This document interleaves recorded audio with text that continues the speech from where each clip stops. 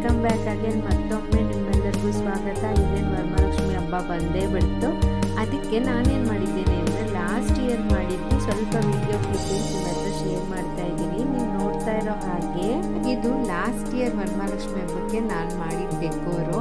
ಇದ್ರ ಕ್ಲಿಪ್ಪಿಂಗ್ಸ್ ಕಳೆದೋಗಿತ್ತು ಅಂದ್ಕೊಂಡೆ, ಸೇಫ್ಲಿ ಎಲ್ಲೋ ಸಿಕ್ಕಿದೆ. ಸೊ ಅದನ್ನು ಶೇರ್ ಮಾಡೋಣ ಅಂತ ನಿಮ್ಮ ಹತ್ರ ತೋರಿಸ್ತಾ ಇದ್ದೀನಿ. ನಾನು ಕೇವಲ ಒಂದು 15ರಿಂದ 16 ಬಾಳೆ ಎಲೆ ಯೂಸ್ ಮಾಡಿಕೊಂಡು ಬ್ಯಾಕ್ ಡ್ರಾಪ್ ಮಾಡಿದ್ದು. ನಿಮಗೂ ಒಂದು ಐಡಿಯಾ ಬರಲಿ ಅಂತ ತೋರಿಸ್ತಾ ಇದ್ದೀನಿ. ನೀವು ಟ್ರೈ ಮಾಡಿ, ಈಸಿಯಾಗಿರುತ್ತೆ. ಒಂದು ದಿವಸ ಮುಂಚೆನೇ ಮಾಡಿಟ್ಕೋಬೋದು.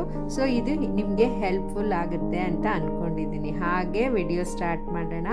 ನಿಮ್ಮೆಲ್ಲರಿಗೂ ಗೊತ್ತು ಈ ಸ್ಟಿಕ್ಕಿ ರಂಗೋಲಿ ಶೀಟ್ಸ್ ಅಂತ ಎಲ್ಲ ಕಡೆ ಸಿಗುತ್ತೆ. ಗ್ರಂಥಿಗೆ ಅಂಗಡಿ ಸಿಗುತ್ತೆ, ಫ್ಯಾನ್ಸಿ ಸ್ಟೋರಲ್ಲಿ ಸಿಗುತ್ತೆ, ಬುಕ್ ಸ್ಟೋರಲ್ಲಿ ಸಿಗುತ್ತೆ, ಎಲ್ಲ ಕಡೆ ಸಿಗುತ್ತೆ.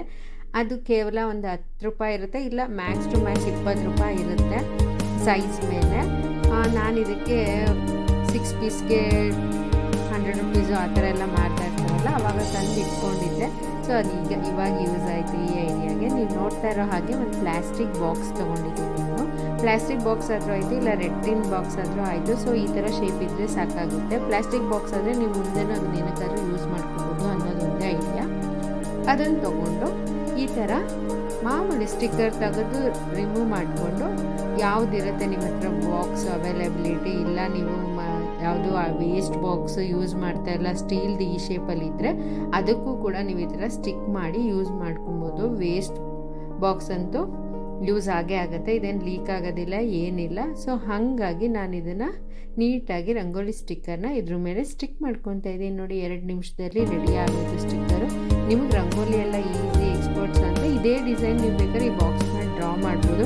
ಬಟ್ ಹಬ್ಬ ವರಮಹಾಲಕ್ಷ್ಮಿ ಹಬ್ಬ ಅಂದರೆ ನಮ್ಗೆ ಲೇಡೀಸಿಗೆ ಟೈಮೇ ಇರಲ್ಲಲ್ವ. ಆ ಟೈಮ್ ಇಲ್ಲದೇ ಇರೋ ಟೈಮಲ್ಲೂ ತುಂಬ ಚೆನ್ನಾಗಿ ಟೈಮ್ ಯುಟಿಲೈಸ್ ಮಾಡ್ಕೊಂಡು ಏನೋ ಒಂದು ಡೆಕೋರ್ ಮಾಡಬೇಕು ಅನ್ನೋದು ನನ್ನ ಆಸೆ. ಸೊ ಆ ಐಡಿಯಾ ನಿಮ್ಮ ಹತ್ರ ಶೇರ್ ಮಾಡ್ತಾಯಿದ್ದೀನಿ. ನಾನು ಈ ಥರ 2 ಬಾಕ್ಸ್ನ ಸ್ಟಿಕ್ ಮಾಡಿಕೊಂಡೆ. ಬಟ್ ಅದು ಅಳತೆ ಕಡಿಮೆ ಇದ್ದಿದ್ದರಿಂದ, ಬಾಕ್ಸ್ ರೋಲ್ ಆಗದೆ ಇದ್ದಿದ್ದರಿಂದ ನಾನೇನು ಮಾಡಿದೆ, ಈ ಥರ ಗೋಲ್ಡ್ ಟೇಪ್ನ ಕವರ್ ಮಾಡ್ತಾಯಿದ್ದೀನಿ. ಸೊ ದಟ್ ಮಲ್ಟಿಪರ್ಪಸಾಗಿ ಯೂಸ್ ಮಾಡ್ಬೋದು ಅಂತ. ನಿಮ್ಗೆ ಅಕಸ್ಮಾತ್ ನಿಮ್ಮ ಹತ್ರ ಇರೋ ಬಾಕ್ಸು ಇದು full sticker, rangoli sticker cover ಆಯಿತು ಅಂದರೆ ನೀವು ಆರಾಮಾಗಿ ಹಂಗೆ ಯೂಸ್ ಮಾಡ್ಕೋಬೋದು. ಗೋಲ್ಡ್ ಟೇಪ್ ನೆಸೆಸಿಟಿ ಇಲ್ಲ. ಬಟ್ ನಾನು ಯೂಸ್ ಮಾಡ್ತಿರೋ ಬಾಕ್ಸ್ಗೆ ಆ ಟೇಪು ಯೂಸ್ ಮಾಡ್ತಾ ಇರೋದು ಯಾಕೆ ಅಂದರೆ, ಸ್ಟಿಕ್ಕರ್ ರಂಗೋಲಿದು ಮೆಜರ್ಮೆಂಟ್ ಏನಿತ್ತು ಅದೊಂದು ಸ್ವಲ್ಪ ಚಿಕ್ಕದಿದ್ದರಿಂದ ನೀವು ದೊಡ್ಡದು ತೊಗೊಂಡ್ರೆ ನೀಟಾಗಿ ಕವರ್ ಆಗುತ್ತೆ. ಆ ಬಾಕ್ಸ್ ನೋಡ್ಕೊಂಡು ಕಟ್ ಮಾಡ್ಕೊಂಡು ಬರೀ ಅದರಲ್ಲೇ ಮಾಡ್ಕೋಬೋದು. ಇಲ್ಲ ಈ ಥರ ಕಲರ್ದು ಸೆಲೋ ಟೇಪ್ ಬರುತ್ತಲ್ಲ, ಗ್ಲಿಟರ್ದು, ಈ ಥರ ಶೈನಿಂಗ್ ಆಗಿರೋದೆಲ್ಲ, ಅದೇನು 10 ರುಪೀಸ್ ಅಷ್ಟೇ ಇದೊಂದು ರೋಲು. ಇದು ತಂದಿಟ್ಕೊಂಡ್ರೆ ಸಾಕಾಗುತ್ತೆ. ಬೇರೆ ಯಾವ ಕಲರ್ ಬೇಕಾದರೂ ನೀವು ಮಾಡ್ಕೊಬೋದು. ಈ ಥರ ಟೇಪ್ನ ಹಾಕ್ತಾ ಇದ್ದೀನಿ. ಸೊ ದಟ್ ನಾನು 2 ಥರ ಇದನ್ನು ಯೂಸ್ ಮಾಡ್ಬೋದು ಅಂತ ಒಂದೇ ಕಾನ್ಸೆಪ್ಟಿಗೆ. ನೋಡಿ, ಈ ಥರ ಹಾಕಿದ್ರೆ ಸೂಪರ್ ಆಗಿರೋ ಒಂದು ಹೋಲ್ಡರ್ ರೆಡಿ ಆಯ್ತು. ನೀವು ಹಬ್ಬದ ದಿವಸ ಇದ್ರ ಮೇಲೆ ಒಂದು ತಟ್ಟೆ ಇಟ್ಬಿಟ್ಟು, ಒಂದು ಸ್ಟೀಲ್ ತಟ್ಟೆನೋ ಯಾವ್ದಾರು ಒಂದು ತಟ್ಟೆ ಇಟ್ಬಿಟ್ಟು ದೀಪ ಹಚ್ಚಕ್ಕಿಟ್ರು ಸೂಪರಾಗಿ ಕಾಣುತ್ತೆ. ಇಲ್ಲ ನಾವು ಹೂವು ಎಲ್ಲ ತಂದಿರ್ತೀವಿ, ಅದನ್ನು ಡೆಕೋರೇಟ್ ಮಾಡೋಕ್ಕೂ ಚೆನ್ನಾಗಿರುತ್ತೆ. ಆ್ಯಸ್ ವೆಲ್ ಆ್ಯಸ್ ನನ್ನ ಮೇಜರ್ ಕಾನ್ಸೆಪ್ಟು ಬಾಳೆ ದಿಂಡು ಇಡೋದಕ್ಕೆ ನಾನು ನೋಡಿದೆ ಆನ್ಲೈನಲ್ಲೆಲ್ಲ ತುಂಬ ಕಾಸ್ಟ್ಲಿ ಇದೆ ಅದು ಸೆಲ್ಲಿಂಗ್ ಪ್ರೈಸು. ಬಟ್ ನಾವು ಇದನ್ನೇ ಬಾಳೆ ದಿಂಡು ಹೋಲ್ಡರ್ ಆಗಿ ಯೂಸ್ ಮಾಡ್ಕೋಬೋದು. ಹಾಗೆ ಬನ್ನಿ, ಅದೇ ಥರದ ಬಾಕ್ಸ್ ಇನ್ನೂ 2 ಯೂಸ್ ಮಾಡ್ಕೊಂಡು ನಾನು ಇನ್ನೊಂದು ಬ್ಯೂಟಿಫುಲ್ಲಾಗಿ ಬರೀ 10 ರೂಪಾಯಲ್ಲೇ ಖರ್ಚಲ್ಲೇ ಆಗೋ ಅಂತ ಬಂತು.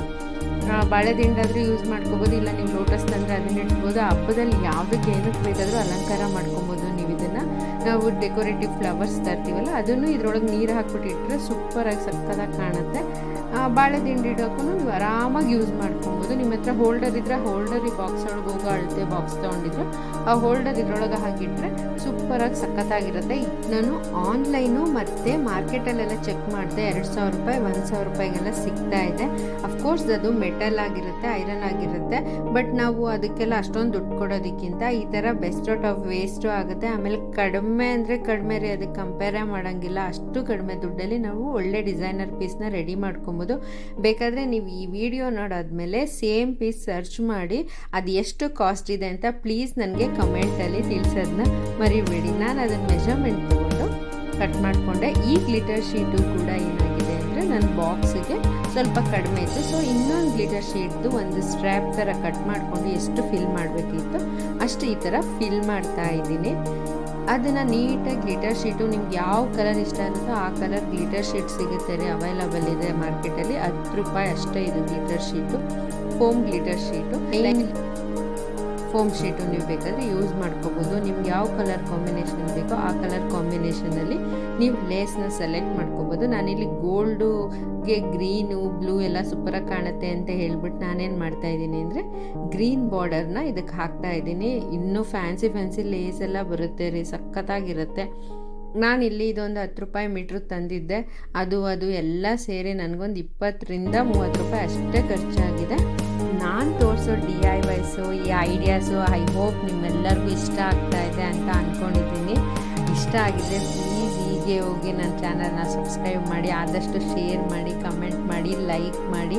ನೋಡಿ ಎಷ್ಟೇ ಕಡಿಮೆ ಖರ್ಚಲ್ಲೇ ನಾವು ಇದನ್ನೆಲ್ಲ ಮಾಡ್ಕೊಬೋದು. ಆಮೇಲೆ ಬೋರ್ ಆದರೆ ಇದನ್ನು ತೆಗ್ಬಿಟ್ಟು ಬೇರೆದಕ್ಕೂ ಯೂಸ್ ಮಾಡ್ಕೊಬೋದು. ಆಮೇಲೆ ಹಬ್ಬ ಆದಮೇಲೆ ಇದನ್ನೆಲ್ಲೋ ಎತ್ತಿಡೋದಕ್ಕಿಂತ ನೀಟಾಗಿ ಮತ್ತಾಗೆ ಮನೇಲಿ ಏನಾಕಾರ ಡೆಕೋರೇಟಿವ್ ಆಗಿ ಯೂಸ್ ಮಾಡ್ಕೋಬೋದು.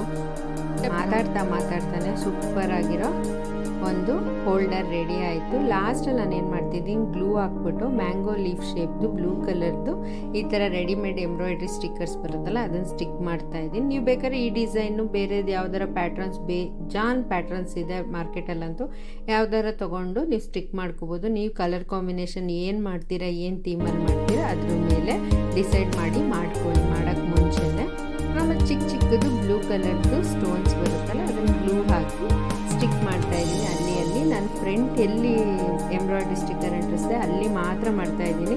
ಅಕಸ್ಮಾತ್ ಇನ್ ಫ್ಯೂಚರ್ ಬೇರೆ ಏನಕ್ಕಾರು ಯೂಸ್ ಮಾಡಬೇಕು ಅಂದರೆ ಬ್ಯಾಕ್ ಸೈಡ್ ಹಾಗೆ ಗೋಲ್ಡ್ ಇಟ್ಟಿರೋಣ, ಆಮೇಲೆ ಬೇರೆ ಏನಕ್ಕಾರು ಯೂಸ್ ಮಾಡ್ಕೋಬೋದಲ್ಲ, ಡಬಲ್ ಸೈಡ್ ಆಗುತ್ತೆ ಅಂತ ಹೇಳ್ಬಿಟ್ಟು ಅದು ಹಾಗೆ ಬ್ಲ್ಯಾಂಕ್ ಬಿಟ್ಟೆ. ನೋಡಿ ಎಷ್ಟು ಚೆನ್ನಾಗಿ, ಎಷ್ಟು ಬ್ಯೂಟಿಫುಲ್ಲಾಗಿ ಸೂಪರಾಗಿ ಕಾಣಿಸ್ತು. ಹಾಗೂ ಇವಾಗ ಬೆಂಗಳೂರಲ್ಲಿ ಬಿಸಿಲು ಬೇರೆ ಬಂದುಬಿಟ್ಟಿತ್ತಲ್ಲ ಒಂದು ದಿವಸ, ಆ ಬಿಸಿಲಲ್ಲಿ ಇದು ಶೈನಿಂಗು, ಆ ಕಲರು, ಲೈಟಿಂಗು ಸೂಪರಾಗಿ ಕಾಣಿಸ್ತಾ ಇತ್ತು. ಪ್ಲೀಸ್ ಟ್ರೈ ಮಾಡಿ. ಈ ವಿಡಿಯೋ ನಿಮ್ಗೆ ಇಷ್ಟ ಆಯಿತಾ, ಹೆಲ್ಪ್ಫುಲ್ ಆಯಿತಾ, ಪ್ಲೀಸ್ ಕಮೆಂಟ್ ಮಾಡಿ, ನನ್ನ ಚಾನಲ್ನ ಸಬ್ಸ್ಕ್ರೈಬ್ ಮಾಡಿ, ಲೈಕ್ ಮಾಡಿ, ಶೇರ್ ಮಾಡಿ. ಆಮೇಲೆ ನಾನು ಈ ಎರಡನ್ನೂ ಬಳಸ್ಕೊಂಡು 3 ರಿಂದ 4 ವೆರೈಟಿ ಡಿಸೈನ್ನ ಸೆಟಪ್ ಮಾಡಿದೆ.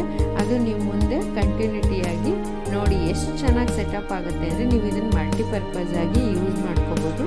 ವರಮಹಾಲಕ್ಷ್ಮಿ ಹಬ್ಬ ಅಂದ್ರೇ ಅಲಂಕಾರ, ಅದರಲ್ಲೂ ಬ್ಯೂಟಿಫುಲ್ಲಾಗಿ ನಮ್ಮನೇಲೇ ಏನೋ ಒಂದು ಡಿಫ್ರೆಂಟಾಗಿ ಮಾಡಬೇಕು ಅಂತ ನಮ್ಮೆಲ್ಲರಿಗೂ ಆಸೆ ಇರುತ್ತಲ್ವ. ಸೊ ಹಾಗಾಗಿ ಕಡಿಮೆ ಟೈಮಲ್ಲಿ ಕಡಿಮೆ ಖರ್ಚಿನಲ್ಲಿ ಸೂಪರಾಗಿ ಒಂದು ಡೆಕೋರೇಟಿವ್ ಐಟಮ್ನ ಮಾಡ್ಕೊಳ್ಳಿ. ನಾನು ಲಾಸ್ಟ್ ವಿಡಿಯೋ ಬ್ಯಾಕ್ಗ್ರೌಂಡ್ ಮಾಡಿದ್ದೆ, ಅದು ಅಷ್ಟೇ 2-in-1 ಐಡಿಯಾ ಇಟ್ಕೊಂಡು ಮಾಡಿದ್ದೆ. ಅದು ಅಷ್ಟೇ ಎಲ್ಲರೂ ಇಷ್ಟಪಟ್ಟಿದ್ದೀರಾ, ಥ್ಯಾಂಕ್ ಯು ಸೋ ಮಚ್. ಹಾಗೆ ಇದು ಕೂಡ ನಿಮ್ಗೆಲ್ಲರಿಗೂ ಯೂಸ್ಫುಲ್ ಆಗುತ್ತೆ ಅಂತ ಅಂದ್ಕೊಂಡಿದ್ದೀನಿ ನಾನು.